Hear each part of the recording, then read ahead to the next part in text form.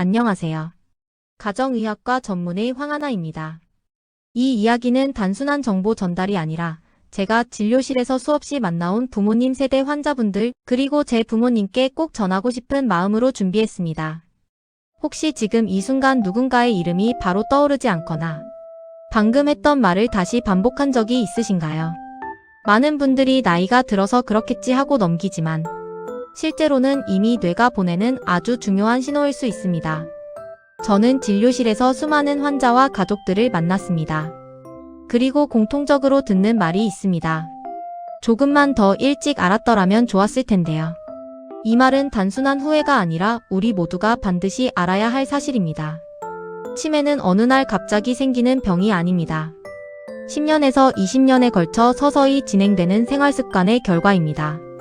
실제로 다양한 연구에서 치매는 유전보다 생활습관의 영향이 훨씬 크다고 보고되고 있습니다. 이제부터 제가 말씀드리는 내용은 단순한 조언이 아니라 실제 논문과 연구 결과를 바탕으로 한 매우 현실적인 이야기입니다. 먼저 가장 중요한 것은 수면입니다. 수면은 단순한 휴식이 아니라 뇌를 청소하는 시간입니다.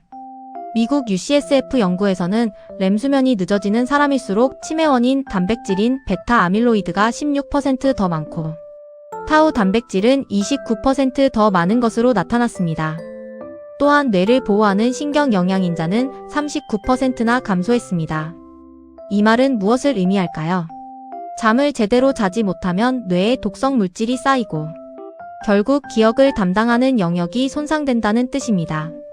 그래서 저는 환자분들께 반드시 하루 7시간에서 8시간 수면을 권합니다. 특히 밤 11시 이전에 잠드는 것이 중요합니다. 다음으로 중요한 것은 운동입니다. 영국 브리스틀대 연구에서는 유산소 운동을 꾸준히 한 경우 뇌 속 베타 아밀로이드가 76% 감소하고 타우 단백질이 63% 감소했습니다.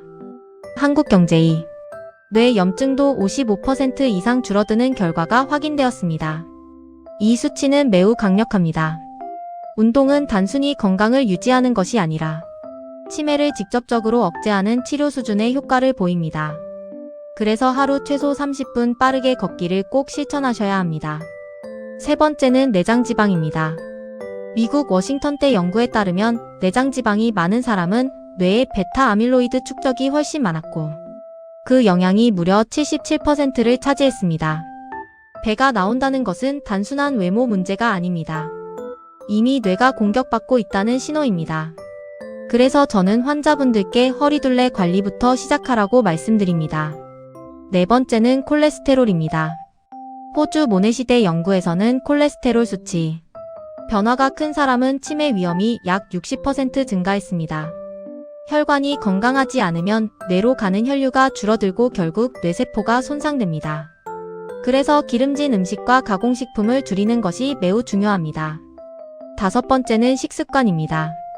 논문에서는 채소와 생선이 포함된 균형 잡힌 식사가 치매 예방에 필수적이라고 강조합니다. 구체적으로 말씀드리겠습니다. 채소는 하루 300g 이상 드셔야 합니다. 과일은 200g 정도가 적당합니다. 생선은 주 2회 이상 드시는 것이 좋습니다.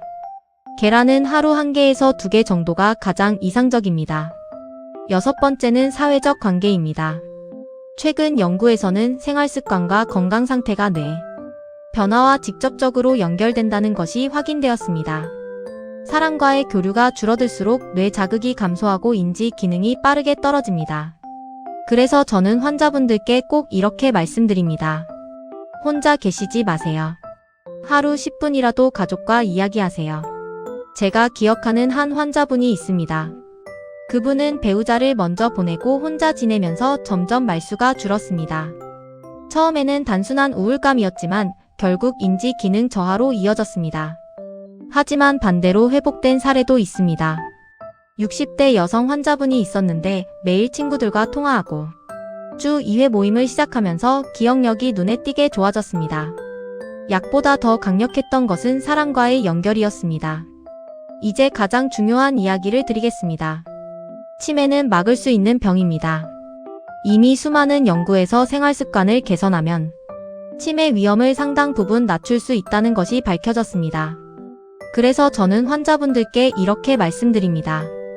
지금부터라도 늦지 않았습니다. 오늘 밤은 조금 더 일찍 주무세요.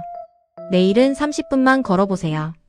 오늘 식사에는 채소를 한 접시 더 추가해보세요. 그리고 누군가에게 먼저 말을 걸어보세요. 이 작은 변화들이 쌓이면 뇌는 반드시 반응합니다. 마지막으로 꼭 드리고 싶은 말이 있습니다. 기억은 단순한 기능이 아닙니다. 당신의 인생이고 사랑이고 삶의 흔적입니다. 그 기억을 지키는 일은 지금 이 순간의 선택에서 시작됩니다. 건강은 어느 날 갑자기 무너지는 것이 아니라 매일의 작은 선택에서 결정됩니다. 혹시 이 이야기가 마음에 남으셨다면 사랑하는 가족에게 꼭 전해주세요. 구독과 좋아요, 알림 설정까지 부탁드립니다. 더 좋은 건강 소식으로 인사드리겠습니다.